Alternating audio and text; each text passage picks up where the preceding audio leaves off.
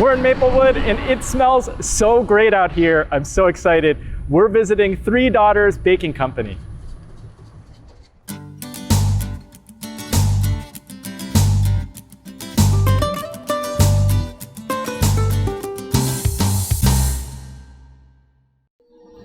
Erica, thanks for having us at Three Daughters Baking Company. Thank you for coming. Tell us about the three daughters.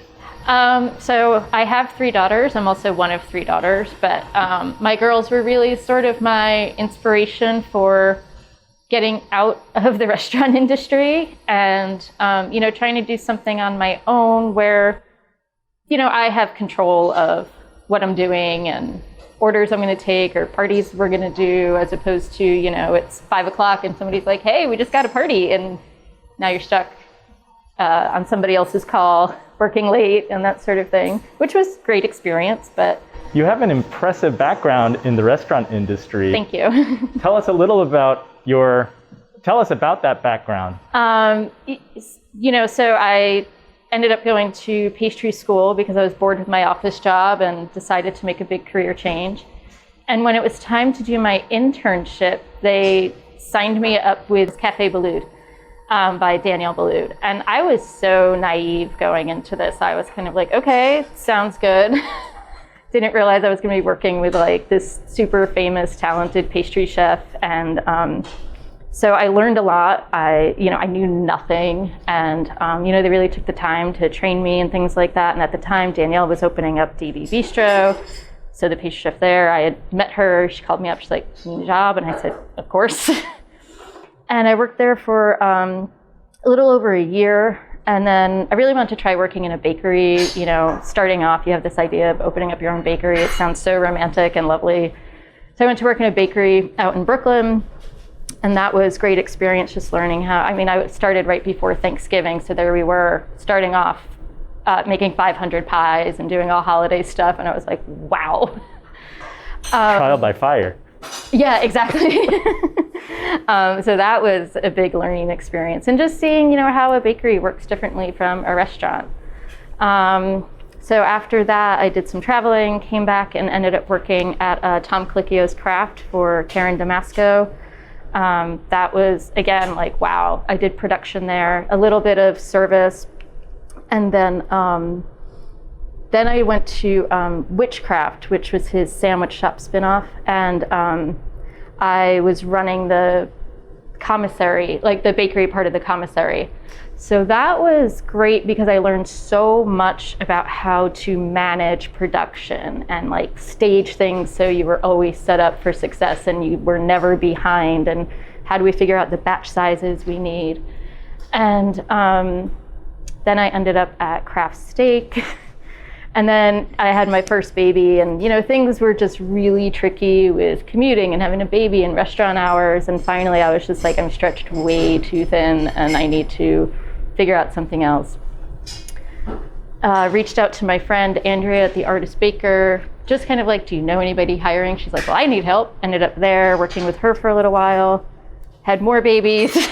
So I was home, did a little catering and things like that. And then back at the Artist Baker, and that's when Jockey Hollow Bar and Kitchen was opening by Chris Cannon. So I ended up there. I was there for 3 years as the pastry chef, and again, amazing learning experience, starting from the very opening and getting a team together. We put together the whole pastry menu, and then we had brunch. We did a bread program, and we really just did everything we possibly could. It was great. I'm drooling already through this mask. You're an expert in delicious pastry. Thank you. How do you take that experience, and what is your vision for your bakery? So in addition to having sort of your mainstays, you always have your scones and your muffins, but I like to see where I can add, just something a little different.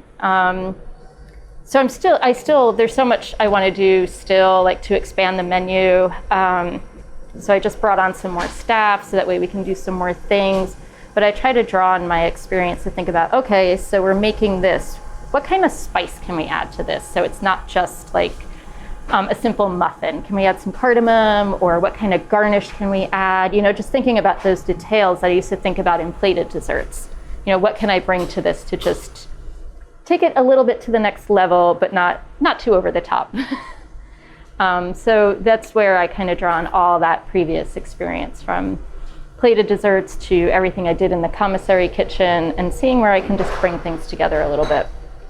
So how should people think about your bakery? Do I come in for a breakfast item? I know that you do some delicious looking baked goods. Thank you. But then it's special events too, because I saw lots of very ornate cakes. Yes, so we do specialty cakes, whether it's like a simple birthday cake or a tiered cake, we do all of that. And then we've also done some catering with like little mini tarts and cookies and things like that, or little mini bite-sized cakes.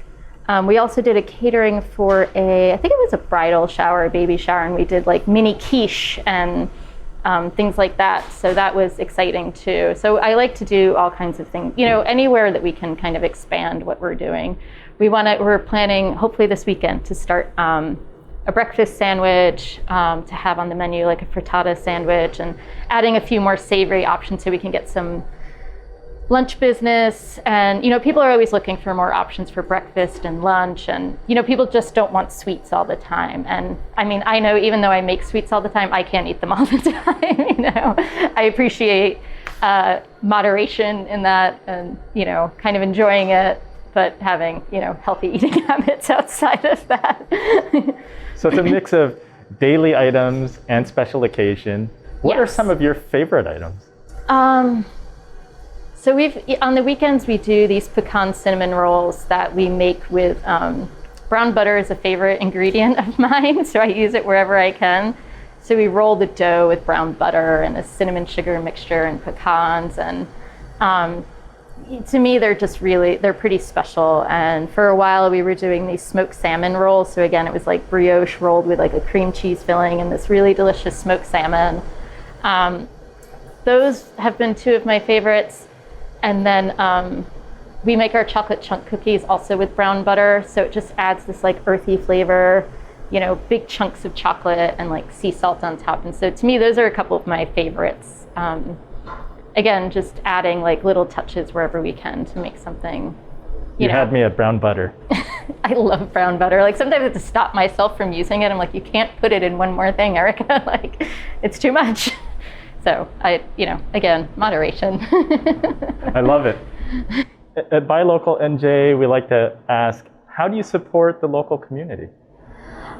We've been part of a couple of fundraisers. So we donated baked goods to the Isaiah House. It's been a couple of years now that we've been part of that fundraiser. And so that, and doing stuff like that just feels good wherever we can, wherever it makes sense for us and we can support a local charity, I'm all for it. So anything like that, I'm absolutely open to doing. And the general store likes to get involved in with other local groups. So if we can, anything I can do to be part of that, it feels good to give back in any way I can, or be part of, just to be part of the community. That's so great. Well, thank you for sharing your story. Thank you. Thanks for talking to me. And telling us about all the delicious items. Thank you for watching. If you like this video, please like it, share it, comment below. And for more information, visit buylocalnj.com.